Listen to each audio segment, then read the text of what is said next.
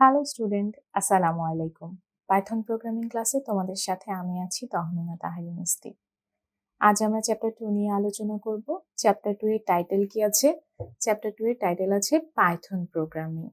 তো এই লেকচারে আমরা কি কি শিখবো চলো ক্লাস শুরু করার আগে একবার দেখে নিই।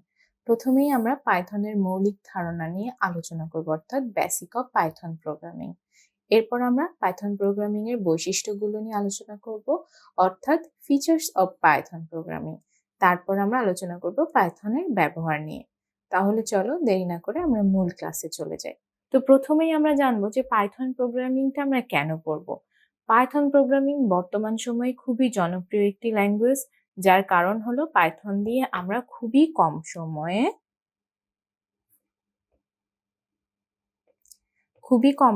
আমরা খুবই কম কোড লিখে আমরা কমপ্লেক্স যে প্রবলেমগুলো থাকে বা জটিল যে প্রবলেমগুলো থাকে সেই প্রবলেমগুলো আমরা সলভ করতে পারি খুব কম সময়ের মধ্যে। এইটা হচ্ছে পাইথনের জনপ্রিয় হওয়ার একটা অন্যতম কারণ। পাইথনকে মূলত মাল্টিপারপাস ল্যাঙ্গুয়েজ বলা হয়। কি বলা হয়? মাল্টিপারপাস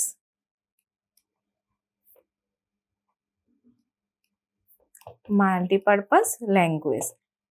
পাইথন একটি হাই লেভেল প্রোগ্রামিং ল্যাঙ্গুয়েজ, অর্থাৎ পাইথনের যে ভাষাটা আছে সেটা আমাদের হিউম্যান ল্যাঙ্গুয়েজের কাছাকাছি। পাইথন ক্রস প্ল্যাটফর্ম, অর্থাৎ খুব সহজেই আমি যে পাইথনে কোড করছি, অর্থাৎ উইন্ডোজ প্ল্যাটফর্ম হোক কিংবা লিনাক্স হোক অথবা ম্যাক হোক, সহজে আমরা এই প্রোগ্রামটাকে রান করাতে পারবো। তার থেকে সবচেয়ে বড় আর একটা সুবিধা আছে, পাইথনের কমিউনিটি সাপোর্ট এক কথায় অসাধারণ। অর্থাৎ আমি যখন পাইথন প্রোগ্রামিং দিয়ে কোনো প্রবলেম সলভ করতে যাব, যদি আমি বাই এনি চান্স কোনো বাধার সম্মুখীন হই, তখনই আমি কমিউনিটি থেকে একটা বিরাট সাপোর্ট পেয়ে যাব। এই জন্য আমাদের পাইথন প্রোগ্রামিংটা এত বেশি জনপ্রিয়। তাহলে আমরা খুব সহজেই বুঝে গেলাম যে পাইথনটা কেন এত জনপ্রিয়। পাইথন প্রোগ্রামিং এর ইকোসিস্টেমটা স্বয়ংসম্পূর্ণ লাইব্রেরি, টুলস এবং ফ্রেমওয়ার্ক রয়েছে। অর্থাৎ যে কোনো সময়ে তুমি নতুন কোনো কিছু ইনোভেশন করতে গেলেই দেখবে পাইথনের ইকোসিস্টেমে এই কাজটা করা খুব সহজ হয়ে যাবে। তাই আমরা বলতে পারি যে পাইথন প্রোগ্রামিংটা আমাদের যে কোনো প্রবলেম সলভ করার ক্ষেত্রে খুবই সহযোগী হিসাবে কাজ করে। তাহলে চলো এখন আমরা পাইথন প্রোগ্রামিং এর ডেফিনেশনটা জেনে নিই। পাইথন প্রোগ্রামিং কাকে বলে? Python programming is a general purpose, dynamically typed, high level, compiled and interpreted, garbage collected, purely object oriented programming language that support procedural, object oriented and functional programming. বাংলায় যদি Python programming এর definition লিখতে চাই তাহলে কি লিখতে পারি? Python একটি high level, object oriented, general purpose, interpreted, interactive, সহজবোধ্য, উদ্দেশ্যকেন্দ্রিক ও উচ্চমানের প্রোগ্রামিং ল্যাঙ্গুয়েজ। তোমরা তোমাদের বইয়ে খুব সহজে পাইথন প্রোগ্রামিং এর ডেফিনেশনটি পেয়ে যাবে। পাইথন প্রোগ্রামিংটি মূলত 1989 সালের ডিসেম্বর মাসে গুইডো ভ্যান রোসাম কর্তৃক পাইথন শুরু হয়। তিনি ছিলেন নেদারল্যান্ডে। এখন আসো আমরা পাইথনের বৈশিষ্ট্য সমূহ নিয়ে আলোচনা করি।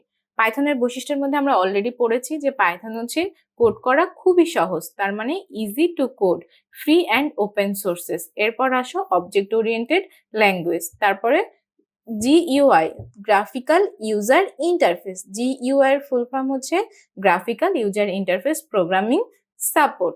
এরপর আসো হাই লেভেল ল্যাঙ্গুয়েজ, তারপর আসো এক্সটেন্সিবল ফিচার্স, অর্থাৎ আমরা যে কোনো ফিচার এখানে এক্সটেন্ড করতে পারি। পাইথন ইজ পোর্টেবল ল্যাঙ্গুয়েজ, অর্থাৎ আমরা যে কোনো একটা প্ল্যাটফর্মে যখন কোডটা লিখবো, এটাকে যদি আমরা প্ল্যাটফর্ম চেঞ্জও করি তারপরেও পাইথন প্রোগ্রামিং এ কোনো ধরনের সমস্যা হবে না। Python is integrated language. এরপর আসো ইন্টারপ্রেটেড ল্যাঙ্গুয়েজ, এরপর আসো লার্জ স্ট্যান্ডার্ড লাইব্রেরি। মোটামুটি এগুলো আমাদের পাইথন প্রোগ্রামিং এর বৈশিষ্ট্য। এরপর আসো পাইথনের ব্যবহার। পাইথনের সবচেয়ে বেশি ব্যবহার হয় ওয়েব ভিত্তিক সফটওয়্যার তৈরিতে। অর্থাৎ আমাদের যদি এক কথায় প্রশ্ন আসে যে পাইথন সবচেয়ে বেশি কোথায় ব্যবহার হয়, তখন আমরা লিখতে পারবো যে ওয়েব ভিত্তিক সফটওয়্যার তৈরিতে। জ্যাঙ্গো, তাই না? এই যে জ্যাঙ্গো ফ্রেমওয়ার্কটি খুবই জনপ্রিয় একটি ফ্রেমওয়ার্ক। এছাড়াও বিভিন্ন অটোমেশন সফটওয়্যার নির্মাণ, বায়ো ইনফরমেটিক্স, মেশিন লার্নিং, তথ্য বিশ্লেষণ, ন্যাচারাল ল্যাঙ্গুয়েজ প্রসেসিং, তারপরে ওয়েব ক্রল তৈরিতেও আমাদের পাইথনের ব্যাপক ব্যবহার রয়েছে। তাহলে চলো আমরা দেখে নিই যে পাইথনের ব্যবহারের যদি পরীক্ষায় আমাদের প্রশ্ন আসে যে পাইথন আমরা কোথায় ব্যবহার করব তাহলে কিভাবে লিখবো। যে অটোমেশন সফটওয়্যার নির্মাণ করতে বায়ো ইনফরমেটিক্সে ব্যবহার করা হয়, মেশিন লার্নিং এ ব্যবহার করা হবে, ন্যাচারাল ল্যাঙ্গুয়েজ প্রসেসিং এ ব্যবহার করা হবে, ইমিউনিটি সিকিউরিটি টুলস হিসেবে ব্যবহার করা হয়, ওয়েব ক্রলার তৈরিতে ব্যবহার করা হবে, ওয়েব অ্যাপ্লিকেশন সিকিউরিটি স্ক্যানারে ব্যবহার করা হবে। এরপর আসো আরো আছে সাইবার সিকিউরিটিতে আমাদের পাইথন ব্যবহার করা হবে, ডেটাবেস অ্যাপ্লিকেশনে ব্যবহার করা হবে, তারপরে ডিস্ট্রিবিউটেড প্রোগ্রামিং এর মধ্যে ব্যবহার হবে, ইন্টারনেট স্ক্রিপ্টিং এ ব্যবহার করা হবে, তারপরে কোর সিকিউরিটি টুলস হিসাবে ব্যবহার করা হবে। তথ্য বিশ্লেষণে আমাদের পাইথন প্রোগ্রামিং ব্যবহার করা হয়। এরপর আসো গ্রাফিক্যাল ইউজার ইন্টারফেস তৈরিতে পাইথন প্রোগ্রামিং ব্যবহার করা হয়। তাহলে আজকের ক্লাসটা এই পর্যন্তই। এই ক্লাস থেকে যদি তোমাদের সেমিস্টার ফাইনাল পরীক্ষায় প্রশ্ন আসে তাহলে কি ধরনের প্রশ্ন আসতে পারে? তোমাদের অতি সংক্ষিপ্ত প্রশ্ন আসতে পারে যে পাইথন প্রোগ্রামিং কি, পাইথন প্রোগ্রামিং কাকে বলে। তোমরা কিন্তু প্রশ্নগুলো নোট করে নিও। আমি এই যে টপিকটা পড়ালাম এই টপিক থেকে কিন্তু 3টা প্রশ্ন আসতে পারে। যেমন অতি সংক্ষিপ্ত প্রশ্নের মধ্যে আসতে পারে যে পাইথন প্রোগ্রামিং কাকে বলে তা লেখো। এরপরে তোমার সংক্ষিপ্ত প্রশ্ন, এটা মূলত এই যে পাইথন প্রোগ্রামিং কাকে বলে এটা 1 মার্কের জন্য আসতে পারে। এরপর আসো পরে আসতে পারে যে তোমার পাইথনের বৈশিষ্ট্যগুলো লেখো বা পাইথন প্রোগ্রামিং এর বৈশিষ্ট্য লেখো। এটা মূলত তোমাদের 2 মার্কের প্রশ্ন আসতে পারে। তারপরে আসতে পারে যে পাইথন প্রোগ্রামিং এর ব্যবহার লেখো, যে পাইথনের ব্যবহার,